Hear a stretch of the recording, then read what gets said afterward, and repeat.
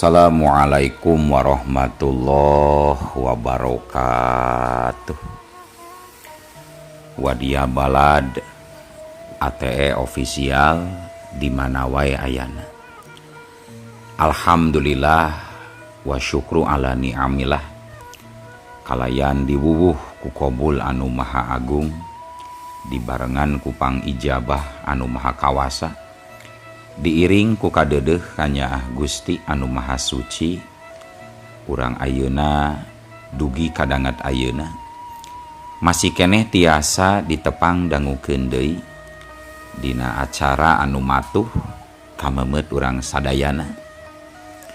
Nyatana dina pagelaran dongeng Sunda jejer carita si Rawun Mabuaran. Ayeuna bagian anu ka-2 nanya pamiarsa. Ieu dongeng mangrupikeun buah karyana Kang Supriyatna N. Sabah. Atuh sumangga kanu teu acan subscribe, kantun subscribe heula. Ngarah langkung pogot sareng langkung sumanget deui ka si mamangna dina enggoning medar ieu dongengna. Nging hilap, di like, di komennya nu saseueur-seueurna. Lainna naon, mamang masok bingah kitunya. Upami maosan komentar-komentar ti para wargi sadayana teh. Atuh ngaranteun nyangkolong tingkana waktos sumangga. Ayeuna mah urang teraskeun deui hanca dongeng nu katunda si Rawun Mabuaran bagian kaduana. Kumaha salajengna sor cekopina, betot simbutna, pagan heula tali kolorna, bisi morosot, merezel, morozol, uzel-uzelan di tengah jalan. Tumpak dung dung des.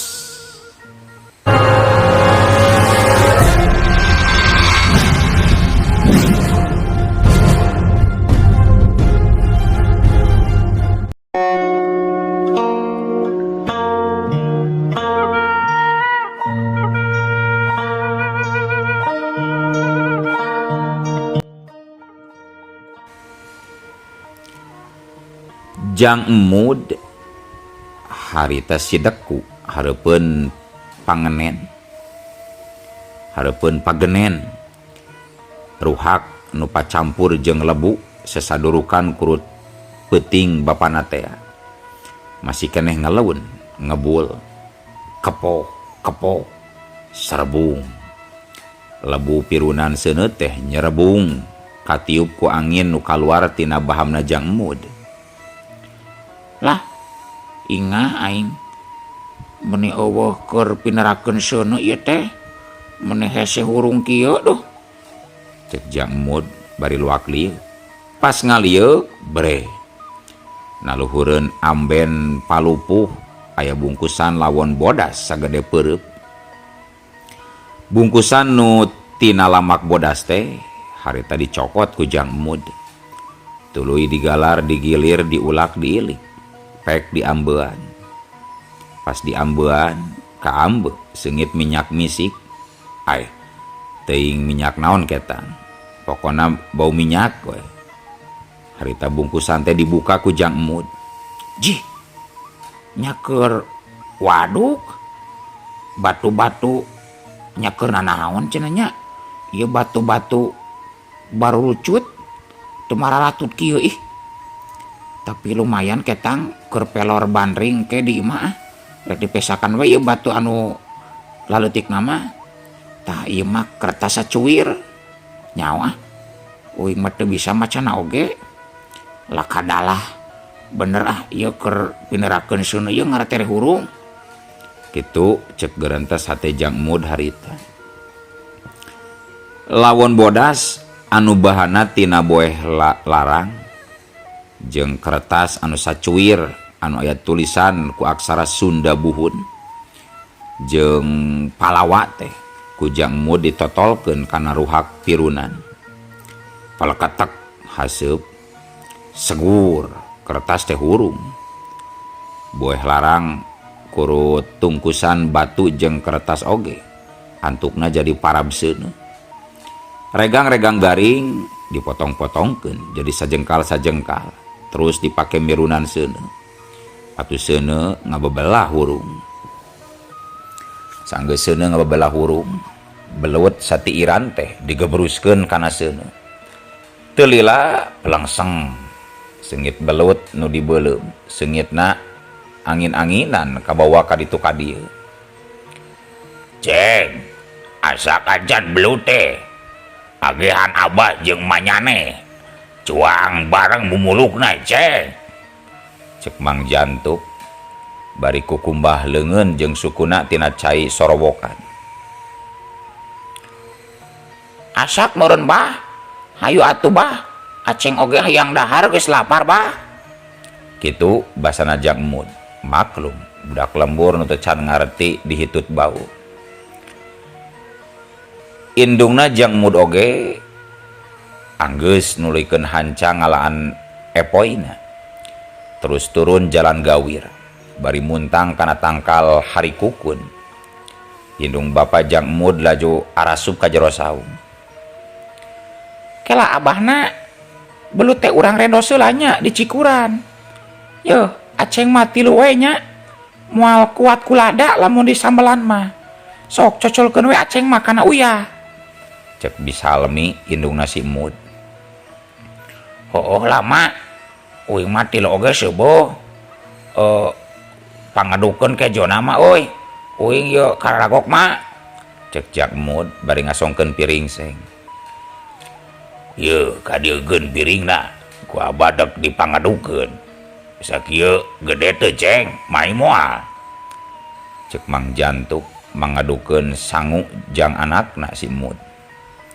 Seutik deui atuh bah, moal seuboh sakitu mah bah, da uing teh lapar geus mapai-mapai galeng, cek Jang Mud nawar.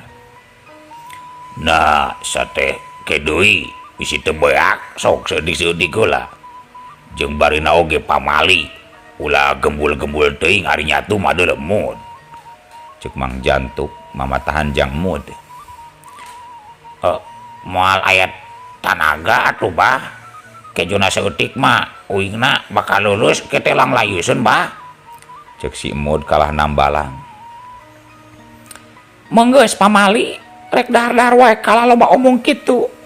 Yeuh tah rekuh belutna asaan geura ujang bisi kurang gula, cek Bisalmi ngasongkeun rekuh belut tina coetanna.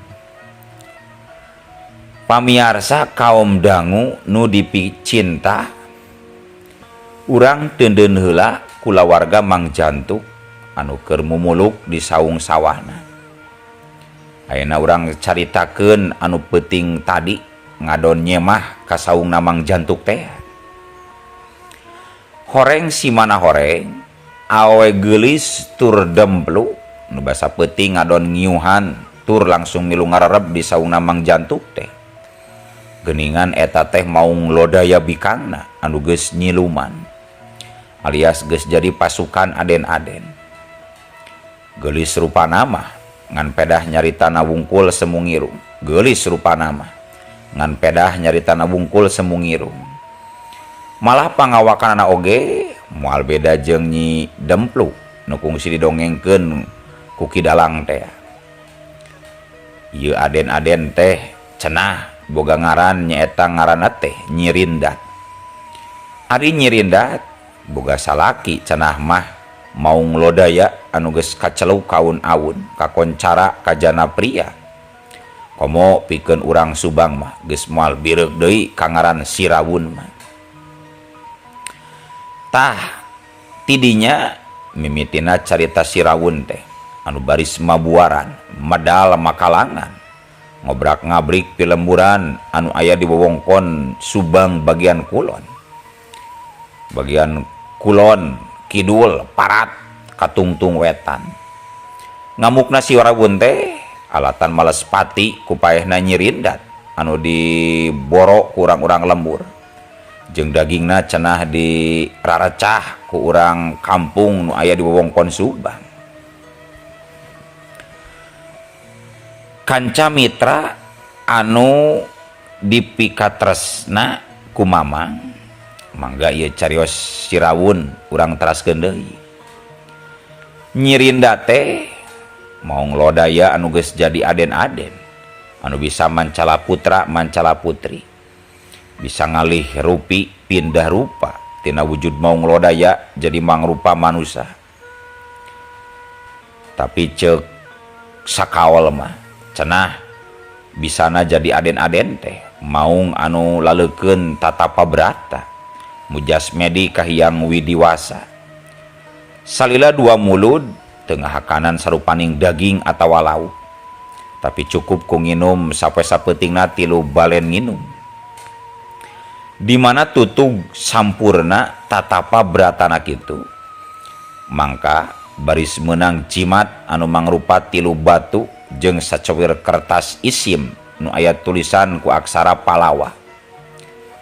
Teuing tah mamang oge teu ngarti di mana sakolana bangsa dedemit make jeung bisa nulis aksara Palawa sagala. Ngan anu jelas eta jimat teh cenah dianterkeun ku utusan dewa ngaliwatan ki dalem lodra loreng manunggal anu ngancik di wewengkon alas ujung kulon. Salila eta maung lodaya mimbanda jimat nya salila eta bakal mampu ngademit jadi aden-aden. Tapi lamun eta jimat teh leungit atawa tengah hiji jeung warugana, maka eta maung teh bakal tetap jadi maung, teu bisa deui robah wujud jadi manusia kajajaden atawa anu disebut aden-aden teh. Kitu tah Abah Supri Supriatman tinsa ugering carios. Ayeuna balik deui ka Nyirindat, basa Jakmud mirun seuneu di saung sawah teh tur ngahurungkeun seuneuna ngagunakeun kertas anu meunang manggih tina bungkusan anu ngagoler dina amben palupuh teh. Nyirindat dumadakan awakna panas asa direrab. Jelegedeg warugana tina awewe geulis rubah jadi maung lodaya deui, tur teu bisa jadi manusia kajajaden seperti nu geus kaalaman mang tahun-tahun ku inyana. Nyirindat anu geus jadi lodaya gancang balik deui ka tukang, teu kebat nyusul rombonganana anu geus jauh ninggalkeun dirina. Manehna rek mapaikeun jimat anu leungit teh, rek neangan di mana lagrag jeung di mana leungitna. Ras mehna inget basa manehna ngadon ngarereb di saung sawahna Mang Jantuk. Atuh Nyirindat lumpatna mending ngabecir kawantu maung, lumpat di wewengkon Purwakarta ka wewengkon lembur Cikalong Subang teh ngan sajorelat pisan. Ukur sajam oge Nyirindat geus nepi ka tempat anu dituju, nyatana saung sawahna Mang Jantuk. Nyirindat anu kiwari geus robah deui kana wujud aslina, geus balik deui ka saung sawah Mang Jantuk. Harita teh waktu karek tabuh 8 sore. Harita teh karek tabuh 8 peuting. Mang Jantuk keur nuluykeun hanca pangkekeun parena. Tapi ayeuna mah di jero saung teh teu kawas peuting kamari, sabab bisi hujan deui cara kamari. Nyirindat nepi ka saung gancang uluk salam ka Mang Jantuk ku kecap sampurasun. Tapi kadengena ku Mang Jantuk mah lain sampurasun, tapi sora maung lodaya anu ngagerem tur ngagaur. Sorana handarua, gaur, gaur, gaur. Kitu nu kadenge ku Mang Jantuk mah. Atuh Mang Jantuk anu keur tungkul bari mangkek parete, tanggah saeutik panona molotot kaburuan saung. Nalika bre Mang Jantuk lain deui soakna, barang aya maung lodaya nu jangkungna segede anak sapi. Mang Jantuk bingung rek ngejat ka mana. Dataya deui jalan keur ngaliwat. Ari lain ka hareupeun saung mah, sedangkeun maung lodaya mending ngabagug hareupeun saung. Maung gagauran bari moyeg jeung suku hareupna jiga nu keur ucang acung. Eta teh sabenerna mah nyerindat keur nanyakeun jimat ka Mang Jantuk, sugan Mang Jantuk manggihan atawa ngarawatan. Pedah peuting kamari nyerindat ngadon ngiuhan tina hujan bari tuluy ngarereb di saung Mang Jantuk anu eta. Tapi ari katarimana ku Mang Jantuk mah lain deui. Sora nyerindat gagauran, leungeun nyerindat anu keur pepeta nuduhkeun kana amben oge katempona ku Mang Jantuk mah maung lodaya anu sukuna kerowesan, bangun anu keur ngamuk jeung rek nubruk ka dirina. Hus ka itu hi aduh halik ka ditu ka jauh ka Palembang ka Sabrang ayo ceuk Mang Jantuk bari ngamang-ngamang congkrang. Nyerindat ngarasa pananyana teu diwaro jeung kalah ka diusir ku Mang Jantuk anu bari ngamang-ngamang congkrang. Manehna lain deui ambekna. Sabab keur mah tas cape jauh-jauh lelumpatan ti Purwakarta kene. Kari-kari tibang nanyakeun bungkusan anu tinggaleun oge kalah ka diusir ku Mang Jantuk. Nyel pudigdig. Nyerindat amarahna teu kabendung deui. Ngan kuajlung. Harita nyerindat ngagajleng rek ngarekeb Mang Jantuk. Ngan rokaya kawantu Mang Jantuk teh kitu-kitu oge. Manehna kungsi diajar mengpo ka Jar Kasim ti paguron Panji Saka. Bareng jeung ngagajlengna lodaya, Mang Jantuk loncat ka gigireun saung. Atuh bres. Suku maung anu seukeut alahmatan balati teh ngagabres kana tihang saung. Atuh awakna nabrak tihang saung. Saungna meni ngagaliung, brung. Saung teh ngagebrug eueuh ninggang nyerindat. Tanggong maung kasogok ku paku dudur anu ranceb dina pamikul saung. Gaur. Sora nyerindat gagauran. Meupeuskeun simpena peuting. Sora ngagaurna nyerindat kadenge ka lembur Cikalong jeung lembur-lembur sabudereunana.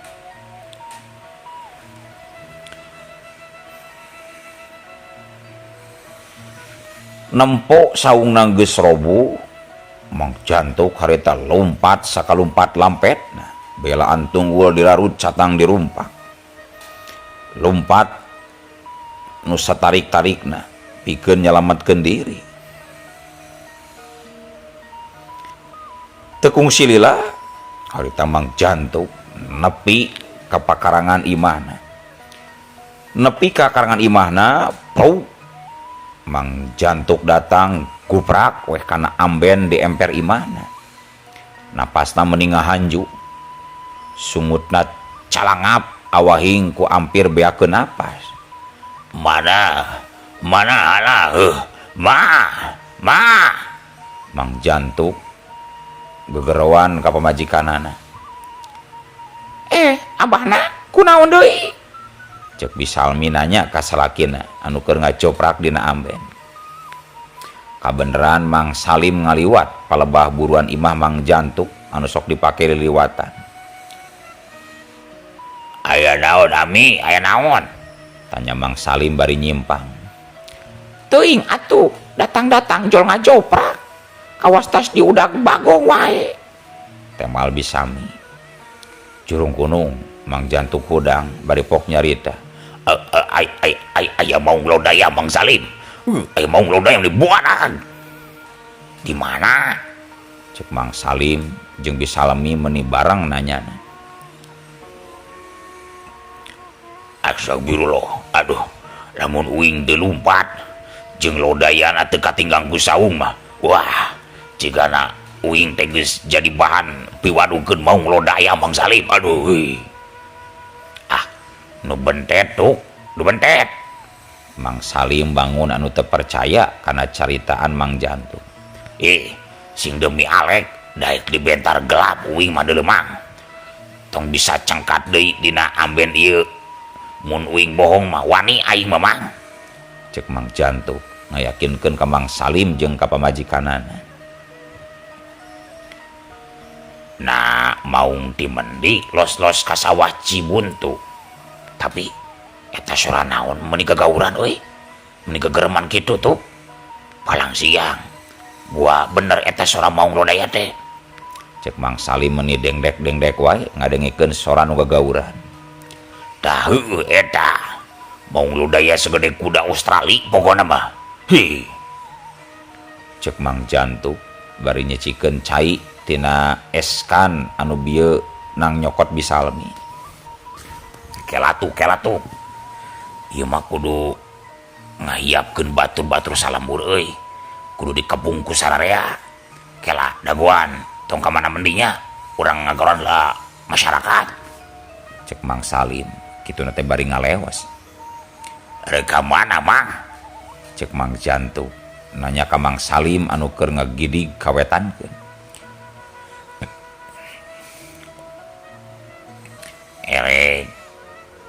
Gendongan nakol kokol ka gardu. Cek Mang Salim bari setengah lumpat rek muru ka gardu ronda. Heuleut sawatara menit kadenge sorak kentrung kohkol anu make lagam gendongan terus ditihtirkeun teureun eureun. Trung tung trong trong trung trong tumpak dung des. Atuh teu lila oge murudul. Warga kampung Cikalong murudul dadatang ka gardu ronda. Sora jalma meuni reang disada nanyakeun aya naon cenah. Sanggeus warga tungkeb kabeh kolot budak awewe lalaki daratang jep. Sora kohkol teu ditakol deui ku Mang Salim. Naon Mang, naon ieu, naon. Aya maung katindihan saung si Jantuk cenah. Tah dengikeun sorana meuni gagauran kitu. Cek Mang Salim. Bugu ku kami oge kadenge sora ngageremna. Gagauranna mah kadenge. Ngan tadi mah kami mah ngahepepe di imah da sieun. Cek Mang Dul Tamad anu bubuligir tibang make kolor hideung. Aya naon ieu teh? Cek galandang kampung anu karek jebul langsung nanya ka sararea. Eta aya maung katindihan saung Mang Jantuk. Maung edan beureun. Rek mangkek anu keur mangke. Cek Mang Salim ngajawab pananya galandang adut. Ngadenge kitu galandang adut langsung marentahkeun kanu araya di dinya. Khususna kalalaki anu dariwasa jeung kolot mah kudu mawa pakarang naon wae nu sakirana bisa dipake pikeun ngepung wakul maung lodaya nu aya di sawana Mang Jantuk anu teu jauh ti lembur Cikalong. Sanggeus masing-masing jalma marawa pakarang kayaning bedog, congkrang, linggis, balincong, halu. Malah aya oge nu ngadadak nyarieun heula bambu runcing. Lah na, pedah mah kukulu pentil waluh nu panas we, keur nyangkalak maung mah. Cek si Kujum. Dikumahakeun Jum? Cek galandang adut meuni curingat. Huapkeun kana sungut maung Mang. Piraku teu nyodok teu moyodok mata letana. Temal si Kujum bari nyengir. Ada sia mah teu balik ditanya teh. Dagoan kami milu euy. Cek hiji awewe horeng Nyi Uat anu jalingkak teh mudag anu ngalabring mapai jalan anu nuju ka sawahna Mang Jantuk.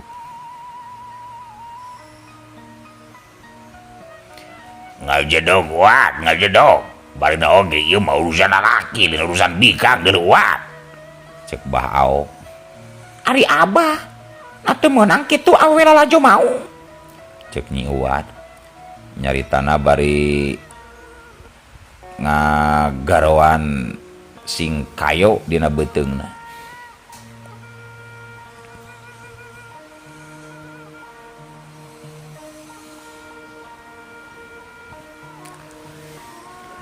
Para wargi sadayana Seuneu tina colen awi meuni ramang.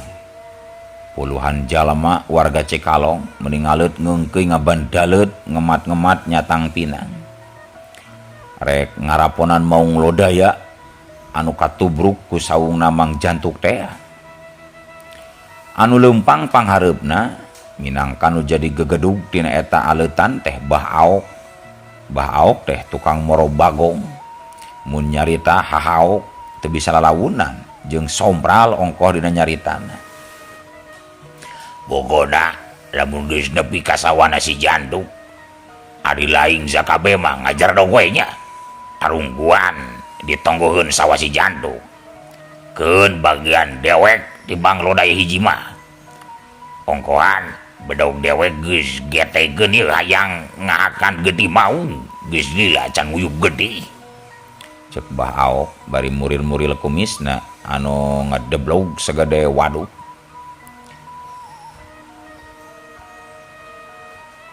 Uing minta kulit abah, satampah mah bah.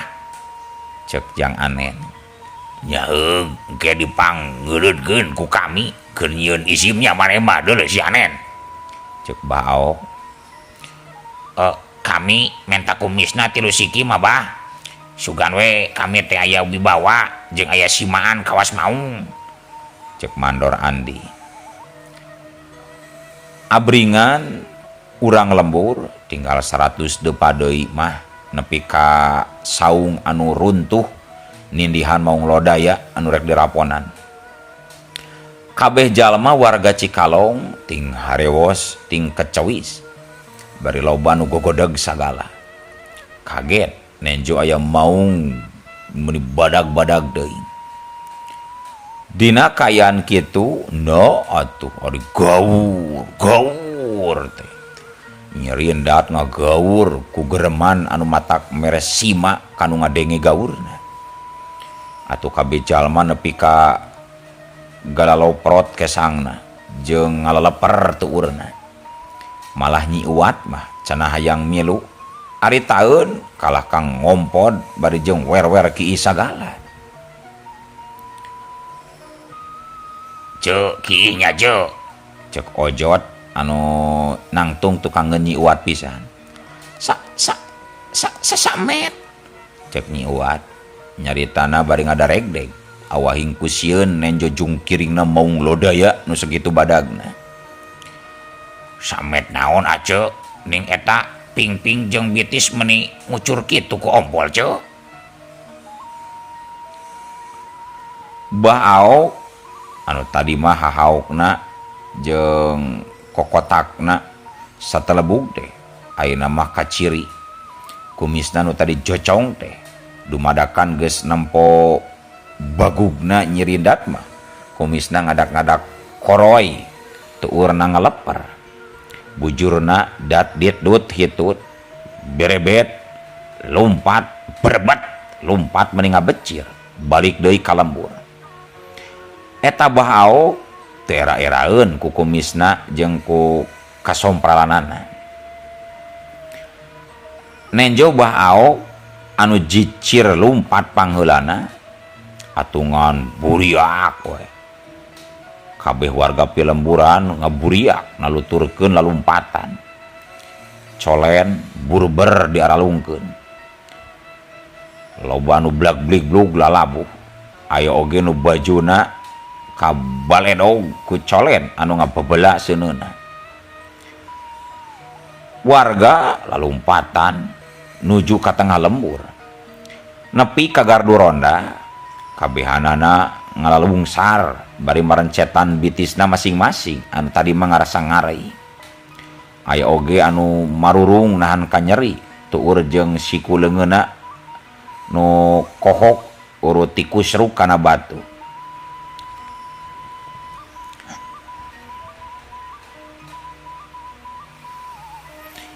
Sedengkeun Mang Jantuk maneh nama basa peuting urang lembur rek ngaraponan nyirindat teh teu ilu biung.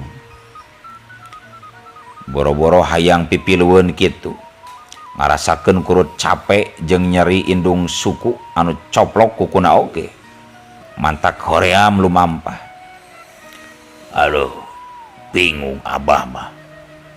Indung sia, ya pangkegeun parejan anggeus. Pare patula ya dihareupeun saung geura. Kumaha mun datang hujan, geus pasti kebancu pare urang euy. Si goblok, si maung edan duda nu kitu teh mah. Kalau ayo we jig-jig ka sawa urang. Saung rug-rug anu ngarabonan maung kadon kabalik deui cenah. Cek Mang Jantuk bari moko indung sukuna ku pais koneng temen. Tuluy dibungkus di talian ku lamak kurut cangcut bisalmi.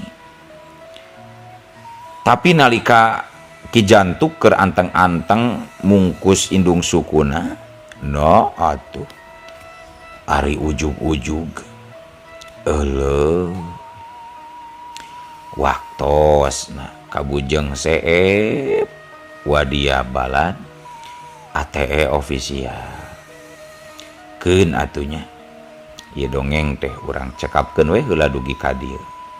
Insyaallah enjing pageto baris dilajengkeun deui.